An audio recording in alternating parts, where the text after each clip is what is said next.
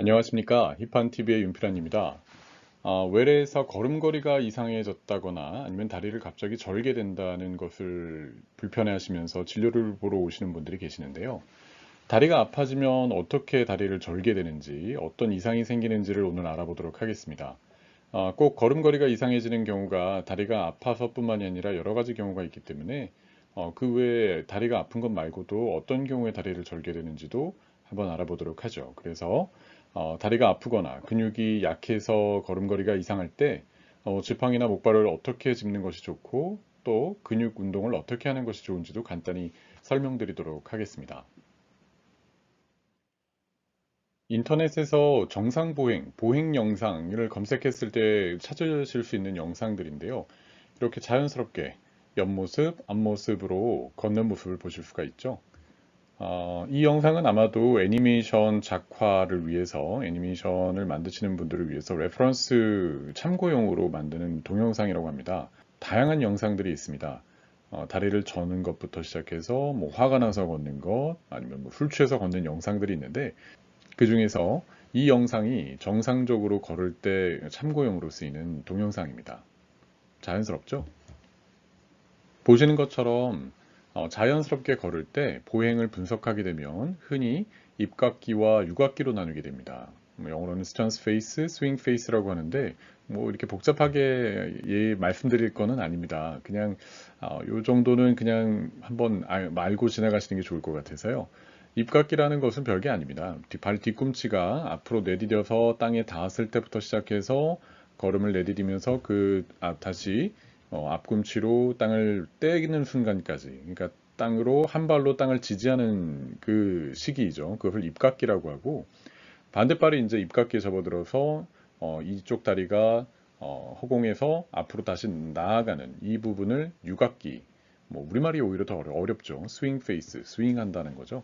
이 부분을 유각기라고 합니다. 그래서 아래 보시는 것처럼 이 해골 모델이 자연스럽게 걸을 때 이 입각기와 유각기의 비율은 대개 한 60대 40 정도, 이 비율로서 걸음걸이가 이루어지게 됩니다. 자연스럽게 걷게 되면은 이렇게 60대 40 비율로 걸음걸이가 이루어지게 되죠. 걸음걸이 이상은 다양한 원인에 의해 발생할 수가 있는데요. 대표적으로 이 파킨슨 병에 의한 보행 이상도 걸음걸이만으로도 대략적으로 병을 짐작할 수 있는 특징적인 양상을 보입니다. 이 환자분처럼 보시는 것처럼 보폭이 굉장히 작죠. 촘촘촘촘히 걷고 그리고 다시 방향을 바꿔서 걸으시라고 하면은 이 시작을 잘 못하고 다시 종종 걸음을 하고 어렵게 걸음을 내딛게 됩니다. 이런 경우에도 보행 이상이긴 하지만 이런 경우는 다리가 아파서 무슨 근육 힘이 약해서 그러는 게 아니라 파킨슨 병에 의해서 이런 걸음걸이를 걷게 되는 거죠. 파킨슨 병이 좀 심해지게 되면은 허리가 좀 이렇게 앞으로 좀 굽고 종종 걸음으로 걷을 뿐만이 아니라 이분이 흉내 내는 것처럼 팔을 이렇게 떨면서 걷는 양상을 보이기도 합니다. 주변 어르신들 중에서 평상시에는 아무 문제 없이 잘 걸으셨는데 점점 걸음걸이가 좀 이상해지는데 이렇게 걸음걸이 보폭이 좀 작아지면서 종종 걸음을 걷게 되고 어디가 아프지도 않으신데 이와 같은 걸음걸이를 보이신다면은 혹시 파킨슨 병이 아닌가 의심을 할 수가 있고요. 이런 경우는 정형외과가 아니라 신경과를 방문하셔서 걸음걸이 이상에 대해서 검사를 받아보실 필요가 있습니다. 또 걸음걸이 이상 중에는 마비 증상에 의해서 걸음걸이가 이상해지는 경우가 있는데요. 예를 들어 뇌졸중과 같은 경우에 아니면 뇌출혈 이런 것들로 인해서 이런 원인들로 인해서 만약에 이분이 지금 걸음걸이를 흉내내는 거는 우측 반신이 마비됐을 때 걸음걸이를 보여주시고 있습니다. 우측 팔이 마비돼서 가슴에 이렇게 딱 붙이게끔 이렇게 약간 굽혀지게 되고요. 오른쪽 다리가 이 기능이 조금 떨어져 있기 때문에 그리고 발목이 자꾸 이렇게 걸을 때 밑으로 좀 떨어지기 때문에 마치 다리가 긴 것처럼 그 기능을 하게 되어서 바깥쪽으로 이렇게 돌리게 되는 그리고 무릎을 잘 굽히지 못하게 되죠. 이런 식으로 걸음걸이를 걷게 됩니다. 그래서 이런 경우는 대개 뇌졸중과 뇌출혈 등의 여러 가지 원인에 의해서 마비로 인해서 걸음걸이가 이상한 것이기 때문에 역시 정형외과적인 원인이 아니라 신경과 신경외과적인 원인이라고 볼 수가 있죠. 그 다음 걸음걸이 모습을 보시면 휘청. 앞으로 잘 나가지도 못하고 균형을 잡질 못하고 좌우로 마구마구 흔들리죠. 이 걸음걸이를 보면 어떤 게 제일 먼저 떠오르세요? 그렇죠. 술을 너무 많이 드신 분들, 술에 잔뜩 취해서 완전히 그냥 인사불성이 된 경우에 저와 같은 걸음걸이를 걷게 됩니다. 그래서 제가 듣기로 미국에서는 음주 단속을 이렇게 불면서 하는 것보다는 좀 의심되는 경우에 운전자를 차에 내려서 앞으로 그냥 똑바로 걸으라고 하죠. 그럴 때 이런 식으로 운동 실조를 보이게 되면은 음주 운전이라고 생각을 할 수가 있는 겁니다. 그런데 그 음주운전 말고 그러니까 뇌신경과 그리고 근육 사이의 조화가 떨어지는 거죠. 이거 말고도 어떤 그런 장애에 의해서 신경 근육 조절 장애에 의해서 보행이 이상이 있는 경우를 아탁식 게이트라고 얘기를 하는데요. 운동 실조 보행. 이거는 또 신경 근육 계통의 뭐 어떤 조화를 이루지 못해서 나타나는 보행 이상이어서 역시 뭐 다리가 아프거나 근육 힘이 떨어져서 나타나는 이상이 아닙니다. 역시 이런 경우에도 정형외과가 아니라 신경과 뭐 이런 쪽을 가셔서 검사를 받으셔야 되겠죠. 자, 드디어 다리가 아팠을 때 걷는 모습입니다. 저희가 흔히 다리를 저는 모습을 볼 수가 있죠. 갑자기 다리를 다치게 되거나 발목, 뭐 무릎, 고관절 이쪽에 이상이 생겨서 한쪽 다리가 아플 때 절뚝절뚝 거리게 되는데 이와 같은 보행을 하게 됩니다. 우리말로는 진통보행이라고 하기도 하고 영어로는 antalgic gait라고 얘기를 하죠. 어느 쪽 다리가 아픈지 아시겠어요? 그림에서 보시는 것처럼 만약에 왼쪽 고관절 또는 왼쪽 무릎, 왼쪽 발이 아프다고 했을 때 바로 이런 걸음을 걷게 됩니다. 보세요. 왼쪽 다리를 딛긴 딛는데 잘 버티지 못하고 오른쪽 다리가 재빨리 따라와서 체중을 대신 지탱을 하게 되죠. 이런 절뚝이는 모습, 다리를 전다 또는 파행을 보인다. 다리를 전다는 것을 파행이라고 하거든요. 이런 모습이 바로 다리가 아팠을 때 걷는 전형적인 모습입니다. 다시 한번 보여드리면 이렇게 다리를 절뚝절뚝이게 되죠. 아픈 다리로 체중을 버티는 시간을 최대한 줄이려는 걸음걸이라고 이해를 하시면 됩니다. 그래서 보폭이 좀 작아지게 되죠. 그리고 그 아픈 다리를 디뎠을 때 안 아픈 다리는 재빨리 따라와서 그 체중을 지지를 해주려고 노력을 하게 됩니다. 이런 경우에 이제 목발이나 지팡이를 반대쪽 선에 사용해야 아픈 다리에 체중이 덜 실리게 됩니다. 자, 이 영상을 한번 보세요. 왼쪽을 디뎠을 때 오른쪽 다리가 빨리 따라오죠.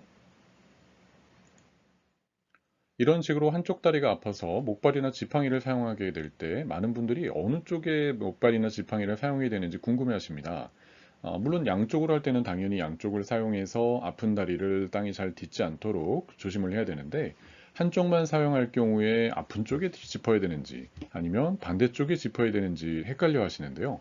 사실 많은 분들이 그냥 짚어보면 편하기 때문에 반대쪽에 자연스럽게 잡게 됩니다. 그런데 역시 반대쪽에 짚는 것이 맞는 것입니다. 이 애니메이션처럼 이렇게 아픈 다리와 지팡이가 한꺼번에 나가면서 아픈 쪽의 체중을 줄여주게 되는 원리라고 생각을 하시면 됩니다. 이 그림에서처럼 목발을 사용할 때는 한쪽 목발을 사용할 때는 아픈 쪽에 반대쪽 손에 짚게 되고 발에서부터 약간 4인치 정도 떨어져서 이렇게 삼각형 모양을 가질 수 있게 그리고 겨드랑이에 이렇게 끼는 것이 아니라 겨드랑이에 걸칠 수 있고 손목으로 지탱을 할 수 있게 목발을 잡아주는 것이 좋습니다. 다리를 절게 되는 원인, 뭐 골절이나 뭐 관절 이상 그런 원인들에 대해서 치료를 하게 되고 그 뭐 수술 같은 것을 받고 나서 이제 다시 정상적으로 회복되기까지는 부분적으로 체중을 좀 줄여주는 게 중요합니다. 부담을 덜어주는 거죠. 그럴 때 이제 양쪽 목발을 사용하다가 한쪽 목발 또는 한쪽 지팡이를 사용하시라고 권해드릴 때 반대쪽에 잡으세요라고 말씀드리면 많은 분들이 좀 의아해 하십니다. 네? 아픈 쪽에 다리 짚어야 되는 거 아닌가요? 왜 반대쪽에 짚죠? 이렇게 말씀을 하시는데 그것은 이 그림을 보시면 이해하실 수 있는데 사실 어려운 내용이죠. 뭐 물리에서 사용되는 벡터, 힘 이런 원리에 의해서 반대쪽의 반대쪽 손에 아픈 쪽 반대쪽에 지팡이를 이렇게 잡게 되면 소위 지렛대 길이가 좀 길어지고 체중이 좀 덜어지고 뭐 이런 원리입니다. 그래서 이때 그 아픈 다리의 힘을 가장 줄여줄 수가 있어서 반대쪽 손에 짚는 게 맞습니다. 오른쪽 그림처럼 만약에 왼쪽 다리가 아프다면은 오른쪽 손의 지팡이를 잡게 돼서 저와 같은 방법으로 걸음을 내딛게 되는 거죠. 좀 더 조심할 때는 먼저 지팡이를 먼저 내딛게 되고, 그 다음 아픈 다리가 따라오게 되고, 그 다음 다시 안 아픈 다리로 디뎌주는 이 방법으로 걷게 되고요. 좀 더 자연스러워지면 아까 처음에 애니메이션에서 보셨던 것처럼 아픈 다리와 지팡이를 동시에 내딛으면서 걸음걸이를 갖게 되면은 아픈 다리의 체중을 좀 줄여주게 돼서 덜 아프게 도와드릴 수가 있습니다. 다시 한번 볼까요? 오른쪽 다리가 아플 때는 왼쪽 손의 목발이나 지팡이를 사용하시는 겁니다. 이분을 보세요. 오른쪽 다리에 빨간 게 칠해져 있죠? 오른쪽 다리가 아프다면은 이렇게 왼손에 잡고 저렇게 걸으시는 겁니다. 자연스럽게 같이 나가는 거죠. 그 다음 왼쪽 다리가 아플 때는 오른쪽 손의 목발이나 지팡이를 잡고 저와 같이 걸어가시는 겁니다. 왼쪽 다리가 아플 때 오른손에 잡는 거죠. 헷갈리시죠? 다시 잘 보세요. 오른쪽 다리가 아플 때는 왼쪽 손에 목발이나 지팡이, 왼쪽 다리가 아플 때는 오른쪽 손에 목발이나 지팡이, 이렇게 이해를 하시면 됩니다. 사실 뭐 이론적으로 많이 말씀을 드리지만 많은 분들이 짚어보면 이게 훨씬 편하구나 라고 말씀하시면서 자연스럽게 그렇게 짚고 오시는 경우가 많습니다.